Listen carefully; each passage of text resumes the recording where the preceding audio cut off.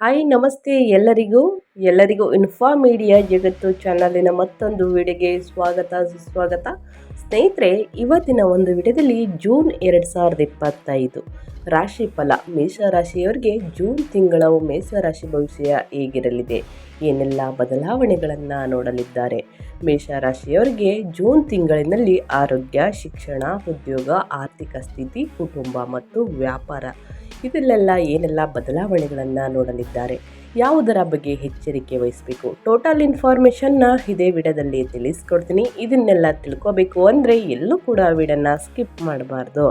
ಅಂದರೆ ವಿಡಿಯೋನ ಕಟ್ ಮಾಡಿ ನೋಡಿದ್ರೆ ಫುಲ್ ಇನ್ಫಾರ್ಮೇಷನ್ ಅರ್ಥ ಆಗಲ್ಲ ಸ್ನೇಹಿತರೆ. ಸೊ ಹಾಗಾಗಿ ಮೊದಲಿಂದ ಕೊನೆ ತನಕ ವಿಡಿಯೋನ ವಾಚ್ ಮಾಡಿ.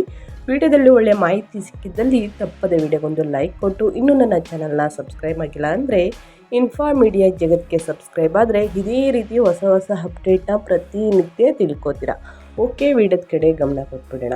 ಮೇಷರಾಶಿಯು ರಾಶಿ ಚಕ್ರದ ಮೊದಲ ರಾಶಿ. ಮೊದಲ 30 ಡಿಗ್ರಿಗಳ ಖಗೋಳ ರೇಖಾಂಶವನ್ನು ಒಳಗೊಂಡಿದೆ. ಅಶ್ವಿನಿ ನಕ್ಷತ್ರ 4 ಪಾದಗಳು, ಭರಣಿ ನಕ್ಷತ್ರ 4 ಪಾದಗಳು, ಕೃತಿಕ ನಕ್ಷತ್ರ 1ನೇ ಚರಣದಲ್ಲಿ ಜನಿಸಿದ ವ್ಯಕ್ತಿಗಳು ಮೇಷರಾಶಿಯ ಅಡಿಯಲ್ಲಿ ಬರುತ್ತಾರೆ.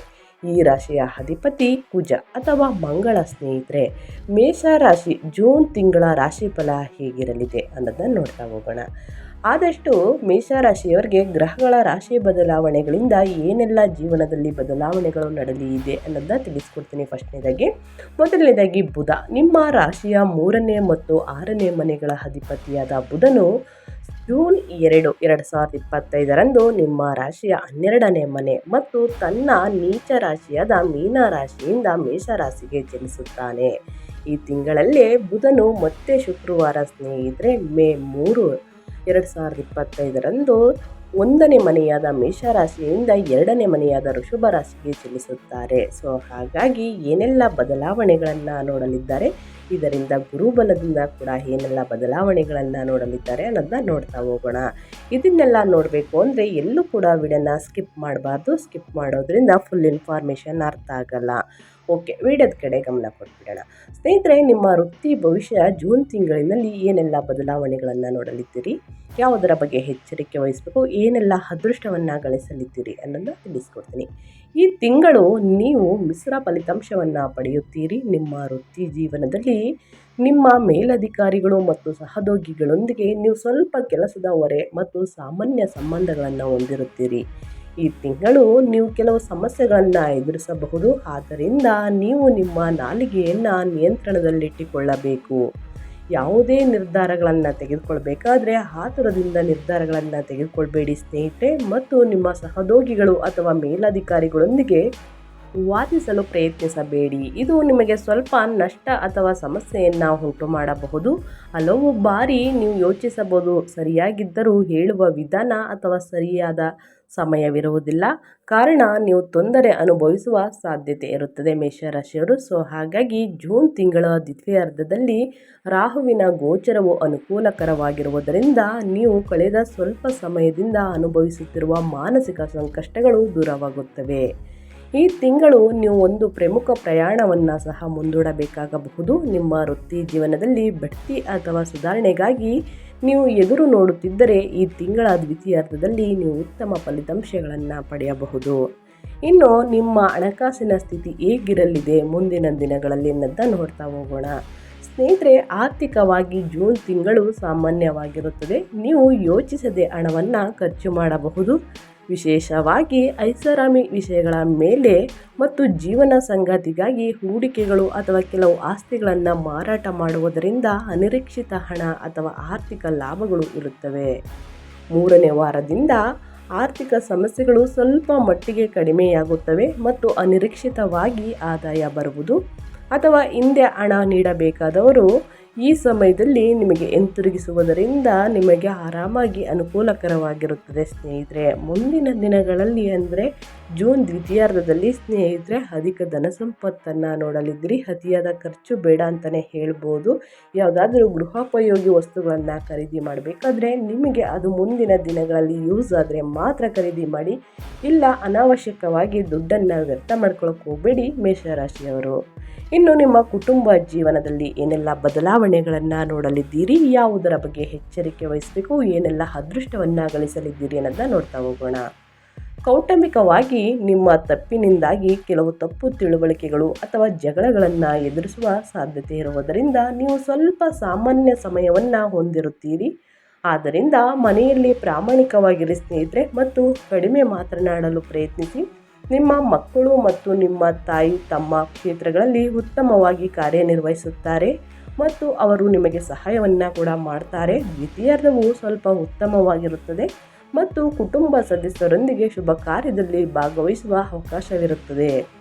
ಆರೋಗ್ಯದ ದೃಷ್ಟಿಯಿಂದ ಈ ತಿಂಗಳು ಸರಾಸರಿಯಾಗಿರುತ್ತದೆ. 1ನೇ ಮತ್ತು 2ನೇ ಮನೆಗಳಲ್ಲಿ ಸೂರ್ಯನ ಸಂಚಾರದಿಂದಾಗಿ ನೀವು ಕಣ್ಣು ತಲೆಗೆ ಸಂಬಂಧಂತಹ ಗಂಟಲಿನ ಸೋಂಕುಗಳಿಂದ ಬಳಲಬಹುದು.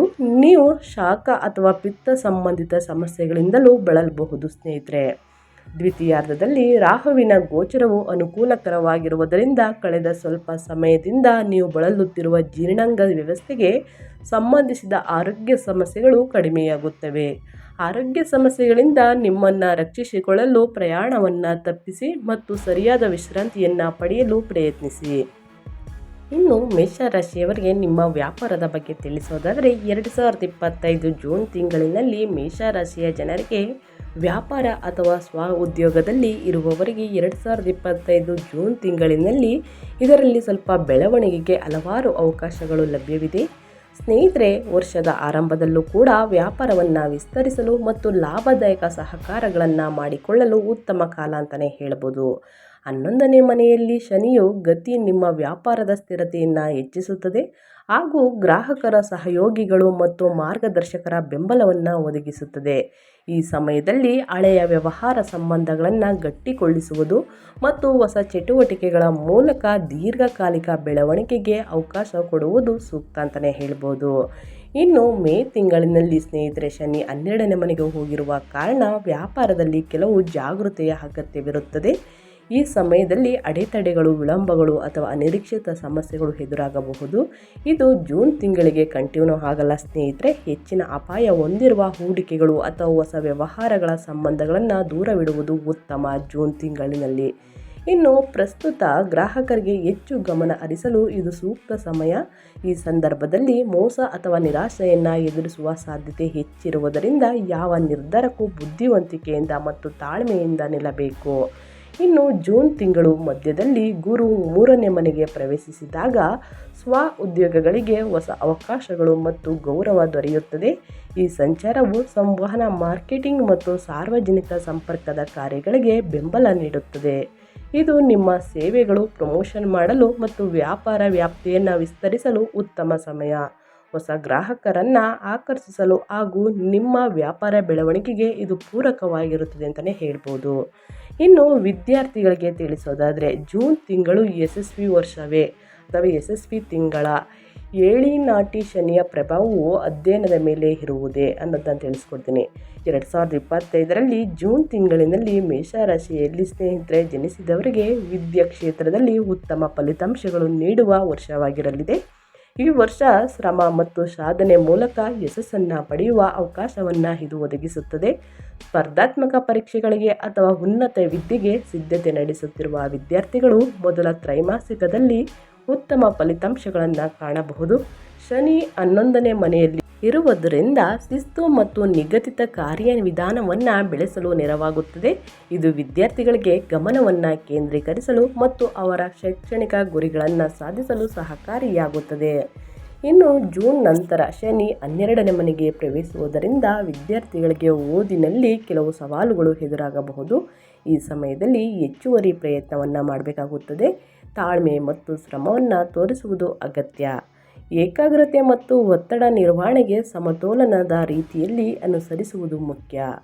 ಇನ್ನು ಜೂನ್ ತಿಂಗಳಿನಲ್ಲಿ ಗುರು 3ನೇ ಮನೆಯಲ್ಲಿ ಇರುವುದರಿಂದ ಕಲಾತ್ಮಕ ಕ್ಷೇತ್ರ, ಸಂವಹನ ಮತ್ತು ಮಾಧ್ಯಮದೊಂದಿಗೆ ಶಿಕ್ಷಣವನ್ನು ಪಡೆಯುವವರಿಗೆ ಈ ಸಮಯ ವಿಶೇಷ ಅನುಕೂಲಕರವಾಗಿರುತ್ತದೆ.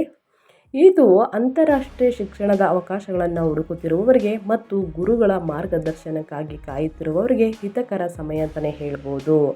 ಇನ್ನು ರಾಹು 11ನೇ ಮನೆಯಲ್ಲಿ ಗತಿಸುವುದರಿಂದ ಈ ವರ್ಷ ಇಂತಹ ಸವಾಲುಗಳು ನಡೆಯುವ ಸಾಧ್ಯತೆ ಇರುತ್ತದೆ. ವಿದ್ಯಾರ್ಥಿಗಳು ಓದುವತ್ತ ಮನಸ್ಸು ಸ್ಥಿರಗೊಳಿಸಲು ನೆರವಾಗುತ್ತದೆ.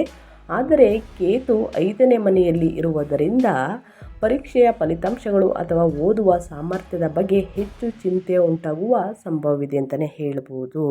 ಸ್ನೇಹಿತರೆ, ಈ ಸಮಯದಲ್ಲಿ ಹಿರಿಯರು ಮತ್ತು ಮಾರ್ಗದರ್ಶನವನ್ನು ತೆಗೆದುಕೊಳ್ಳುವುದು, ಗುರು ಹಿರಿಯರ ಮಾರ್ಗದರ್ಶನವನ್ನು ತೆಗೆದುಕೊಂಡು ಓದುವುದರಿಂದ ಉನ್ನತ ಶಿಕ್ಷಣವನ್ನು ಪಡೆಯಲಿದ್ದೀರಿ ಅಂತ ಹೇಳ್ತಾನೆ. ಸ್ವಲ್ಪ ಪರಿಹಾರಗಳನ್ನು ತಿಳಿಸ್ಕೊಡ್ತೀನಿ. ಪ್ರತಿದಿನ ಈ ಪರಿಹಾರಗಳನ್ನು ಮಾಡುವುದರಿಂದ ಮುಂದಿನ ದಿನಗಳಲ್ಲಿ ಎದುರಾಗುವ ಕಷ್ಟವನ್ನು 100% ತಡೆಗಟ್ಬೋದು ಅಂತಲೇ ಹೇಳ್ಬೋದು. ಈ ಸಮಯದಲ್ಲಿ ರಾಹುವಿನ ದುಷ್ಪರಿಣಾಮವನ್ನು ಕಡಿಮೆಗೊಳಿಸಲು ರಾಹು ಮಂತ್ರ ಜಪವನ್ನು ಮಾಡಿ ಅಥವಾ ರಾಹು ಸ್ತೋತ್ರವನ್ನು ಪಠಣ ಮಾಡುವುದು ಸೂಕ್ತ. ಹಾಗೆಯೇ ದುರ್ಗಾದೇವಿಯ ಸ್ತೋತ್ರ ಪಠಣ ಅಥವಾ ದುರ್ಗಾ ಪೂಜೆಯನ್ನು ನಡೆಸುವುದರಿಂದ ರಾಹುವಿನ ದುಷ್ಪರಿಣಾಮಗಳು ತಗ್ಗುತ್ತವೆ. ರಾಹು ಮಾನಸಿಕ ಚಿಂತೆ ಮತ್ತು ಆತಂಕವನ್ನು ಹೆಚ್ಚಿಸುವ ಗ್ರಹವಾದರೂ ಇದರಿಂದ ನೇರ ನಷ್ಟವಾದರೂ ಅನಗತ್ಯ ಆಲೋಚನೆಗಳಿಂದ ತಪ್ಪು ನಿರ್ಧಾರಗಳನ್ನು ತೆಗೆದುಕೊಳ್ಳುವ ಸಂಭವವಿರುತ್ತದೆ. ಹೀಗಾಗಿ ಈ ಸಮಯದಲ್ಲಿ ತಾಳ್ಮೆಯೊಂದಿಗೆ ಕ್ರಮಬದ್ಧವಾಗಿ ನಿರ್ಧಾರಗಳನ್ನು ತೆಗೆದುಕೊಳ್ಳುವುದು ಮುಖ್ಯ ಅಂತಲೇ ಹೇಳ್ಬೋದು.